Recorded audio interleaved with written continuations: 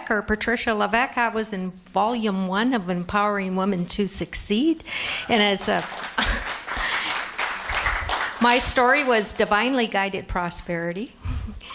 Anyhow, it's a pleasure to be here, and I want to thank Randy Goodman and Gordon So for providing us with an avenue to empower women to success, empower women to be happy and healthy and wealthy. Why not? I'm here to introduce beautiful Lisa Bartello. She is a mother of 3. She was also in the first book.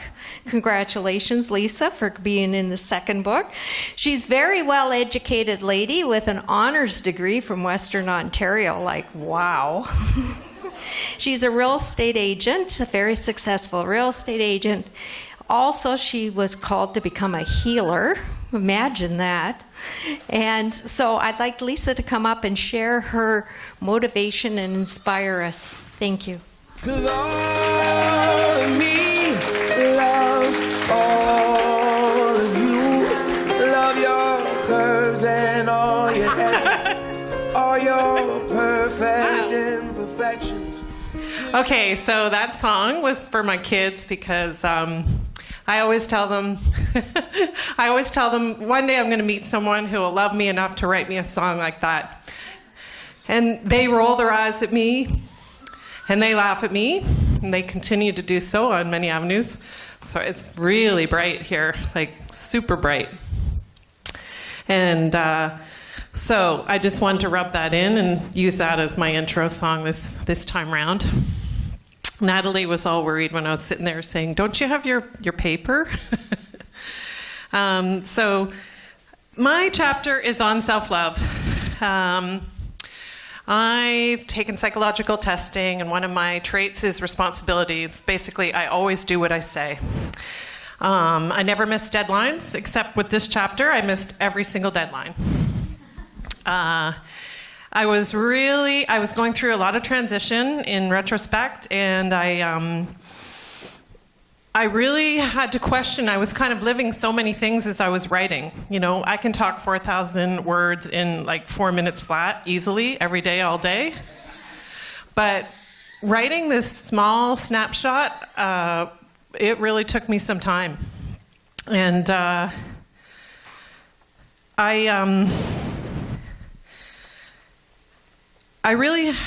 know we all go through journeys about self-love, and you know, it was really hard for me to think, am I really doing this?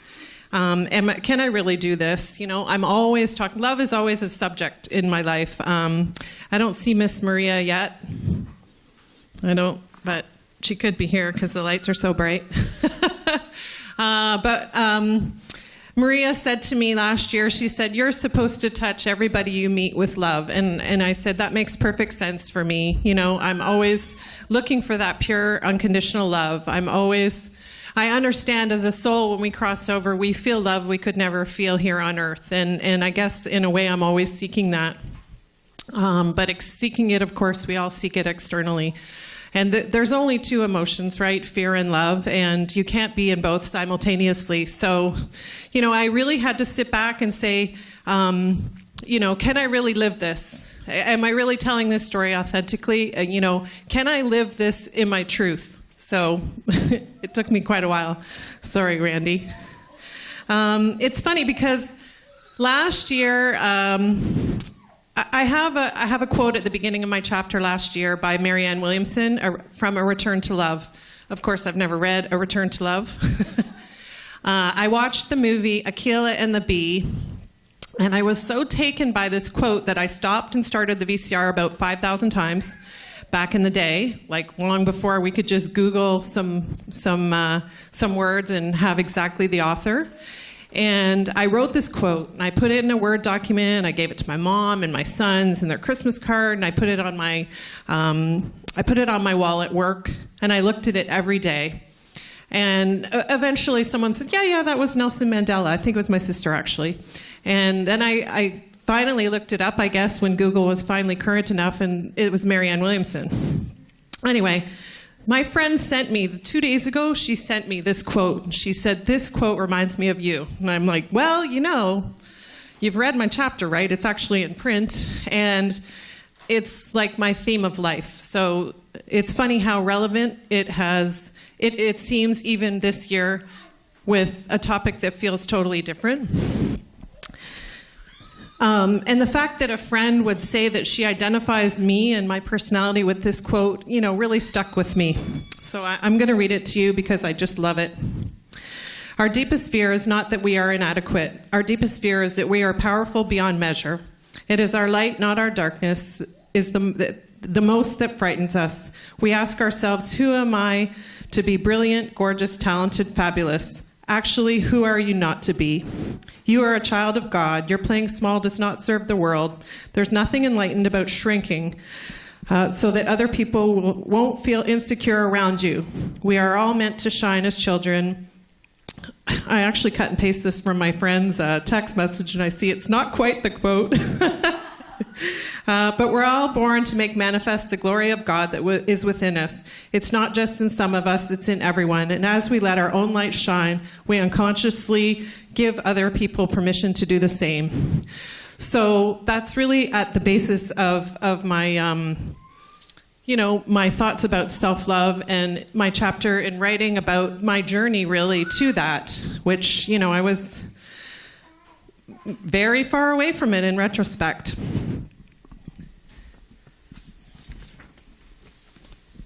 And every time we feel hurt on our journey, we feel the sort of the pain of our lessons of when we're here, we contract, right? We do the very opposite thing we're supposed to do, right? Instead of loving more, we contract and we shield ourselves from loving. So, there's a piece of me that's, very determined to be whole, right? Can I do this? Can I live this truth? Can I love myself enough to let my own light shine?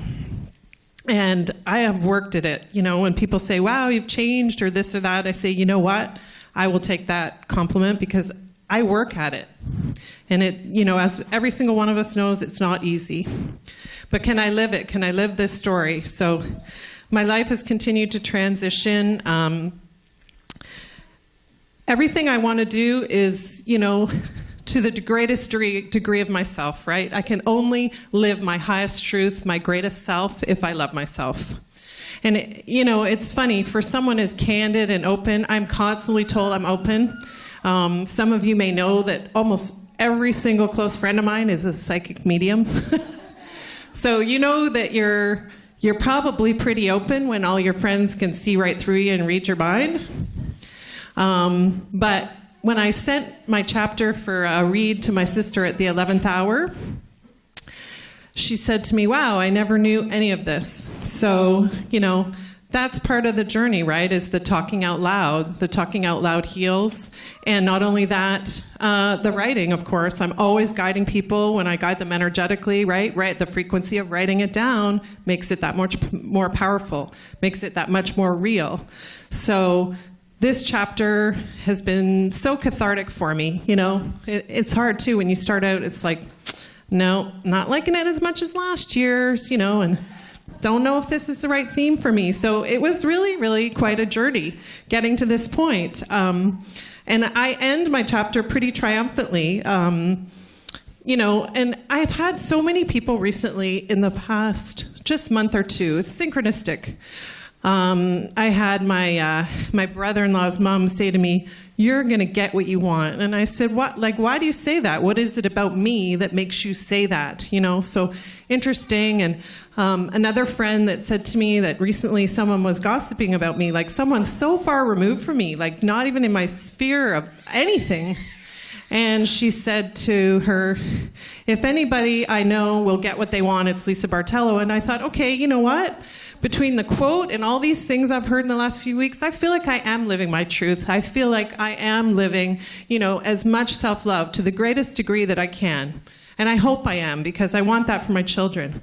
My daughter, by the way, who's extremely upset that I didn't say something very specific and name her by name. So just so you know, she's here, Lexi. She's got favorable mention. But really, everything I do, the driving force for everything I do is my children. And I hope that I can show them that we can live our highest self and our greatest life. And I end my chapter very triumphantly that I will live the greatest love story of a lifetime. And I absolutely know that's part of my soul's journey. And I absolutely know that that's part of everything I've gone through in my life. And so I hope that, if you can get any peace or inspiration when you read my chapter, that you take away that, always live to your highest self. If I wanted anything for anybody on earth, that's what I would want for you.